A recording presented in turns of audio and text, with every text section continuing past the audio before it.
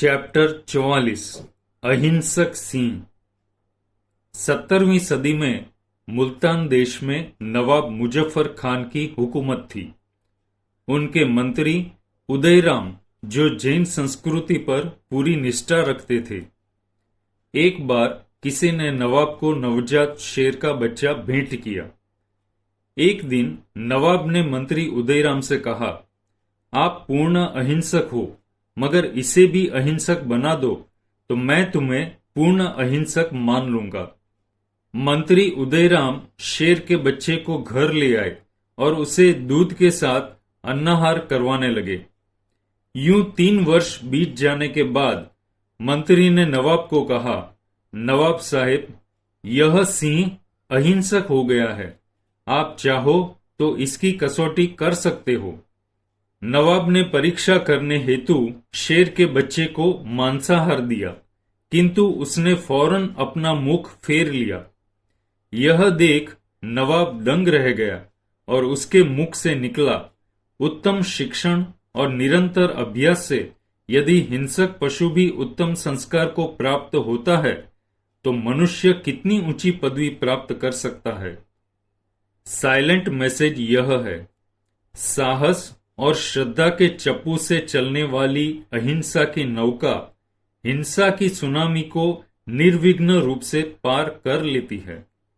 भगवान महावीर कहते हैं, जब आप किसी प्राणी को जीवन नहीं दे सकते तो उसकी हत्या करने का भी आपको अधिकार नहीं है। फिर भी मनुष्य अपने स्वाद के लिए भी हिंसा करता है, जबकि मानवीय भोजन अनाज, दाल, सब्जी, फल तथा मेवा ही होना चाहिए। इस संदर्भ में भोजन विज्ञान के बहुत बड़े विशेषज्ञ डॉक्टर डेनमार्क ने कहा, विज्ञान की इस बात में कोई सच्चाई नहीं कि पशुओं के मांस से मिलने वाला प्रोटीन मानव के लिए आवश्यक है। जैन आचार संहिता में आहार शुद्धि पर अधिक जोर दिया गया है। सबसे प्रथम मद्य, मांस, मधु, इन 3 मकार के त्याग की बात कही है। इनके त्याग के बिना जीवन को अहिंसक नहीं बनाया जा सकता। अब तो वैज्ञानिक भी कहते हैं, आज जितने भी अपराध होते हैं उनमें 92% अपराध शराब के कारण होते हैं। एक बार विचार करो, क्या स्वयं हिंसा करने में अधिक पाप है और दूसरों से हिंसा करवाने में कम पाप है? जिनवाणी की उद्घोषणा है, मांस का व्यापार करना, मांसाहार करना एवं करवाना तथा मांसाहारी लोगों को अच्छा मानना भी मांसाहारी होने के समकक्ष ही है।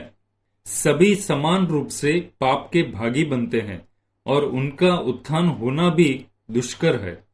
भारतीय संस्कृति प्राणी मात्र से समान व्यवहार करने की है। अतः अपने स्वार्थ हेतु किसी भी जीव की हिंसा करना घोर पाप है। कहना होगा, आज मनुष्य का लक्ष्य बदल गया है। वह स्वाद और जायके के चक्कर में पड़कर विवेक खो बैठा है, जबकि शाकाहार पूर्णतया शांतिकारक एवं हानि रहित है। शा यानी कि शांति, का यानी कि कारक, हा यानी कि हानि, र यानी कि रहित है। इसी कारण सभी धर्म ग्रंथ अहिंसा को महत्व देते हैं और शाकाहार अपनाने की बात करते हैं। यह मत भूलना, जैन आहार संहिता का डाटा इतना प्रचुर है जिसमें आहार, विचार, आचार एवं अध्यात्म के संदर्भ में संपूर्ण सटीक जानकारी है। 2600 वर्षों से चली आ रही जैन आहार शैली का आंशिक रूप आज इस अर्वाचीन युग में वीगन सोसाइटी के रूप में प्रत्यक्ष है, मगर उन्होंने जानवरों के प्रति करुणा भाव का एक पक्ष ही उभारा है, जबकि जैन आहार संहिता में आहार से लेकर आचरण तक का सर्वांगीण मार्गदर्शन है।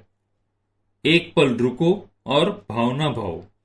वीगन सोसाइटी का प्रत्येक मेंबर जैन आहार संहिता को अपने जीवन में स्थान दे और शांतिकारक एवं हानि रहित जीवन जिएं।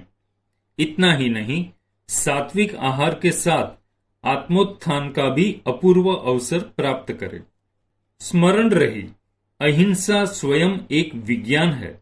यह केवल आहार विज्ञान का मामला नहीं है, बल्कि चिकित्सा की विधियों में भी वह अहिंसा की तलाश करता है। तभी तो अहिंसक जीवन शैली के तले रात्रि भोजन का भी निषेध है। वस्तुतः जीवन में शुद्ध दृष्टिकोण का अभाव ही हिंसा है, जो आज की प्रमुख समस्या है।